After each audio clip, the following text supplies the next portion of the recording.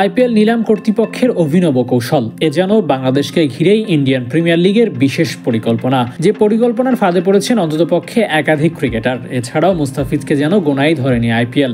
কেননা মুস্তাফিজের ভিত্তিমূল্য ধরা হয়েছিল 2 কোটি ভারতীয় রুপি, অথচ তার সিরিয়াল নাম্বার 181। চাইলেও যেন দলগুলো আগেভাগে কিনতে পারছেন না মুস্তাফিজকে, কিংবা বাধ্য হয়েই ফিজকে নিলাম থেকে কেনা যাচ্ছে না। কেননা শুরুর দিকে দলগুলো বড় নামগুলোর জন্য ফাইট করে অর্থ খুইয়ে ফেলেছে। তাই যত বেশি বেস্ট প্রাইস সামনে এগোবে, নিলাম ততটাই দল না পাওয়ার সম্ভাবনা বাড়বে। আর এই ফাঁকায় পড়েছেন মুস্তাফিজুর রহমান। 2 কোটির ভিত্তিমূল্যের পরে শেষ দিকে বিক্রি হননি এই পেসার, অথচ কিছুটা শুরুর দিকে হলে বিক্রি হতেও পারতেন হয়তো।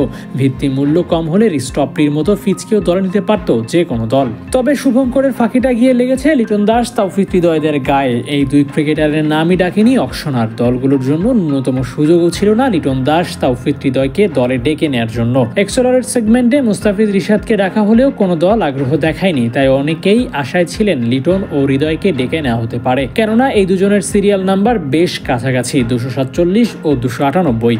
আইপিএলে ডেবু করা লিটনের নাম ডাকা হতে পারে, বিক্রি হোক বা না হোক পরের কথা। নামটা ডাকা হবে এতটুকুন আশা তো ছিলই, কিন্তু টাইগার ভক্তদের হতাশ করে লিটন দাসের নাম স্কিপ করে যাওয়া হয় দ্রুততর নিলাম প্রক্রিয়ায়। আশাহত হলেও তাওফিক হৃদয়ের জন্য যারা আশা করেছিল তাদেরকেও হতাশ করেছে আইপিএল নিলাম। হৃদয়ের নামটুকু ডাকা হয়নি, অথচ খেয়াল করলে দেখা যায় হৃদয় লিটনের বেস্ট প্রাইস উল্লেখ করার মতো। দুজনার ভিত্তিমূল্য 1 করে হলে 1.5 কোটি হলেও দুজনার একজনও দল পাওয়া তো দূরের কথা, নামটুকুনো বলা হয়নি আইপিএল অকশনে। আর এতে নেটিজেনদের সমালোচনার মুখে আইপিএল নিলাম বেস্ট প্রাইস নির্ধারণ করার সময় হাইলি প্রাইস সিলেক্ট করা হয়, অথচ নিলাম আসলে নামটুকুও ডাকা হয় না। কারণটা কি আসলেই আইপিএল এর চর্চা মুখোমুখি হোক এজন্যই করা, নাকি সত্যি সত্যি লিটনরা বাংলা টাকার 1 কোটি টাকার ক্রিকেটার?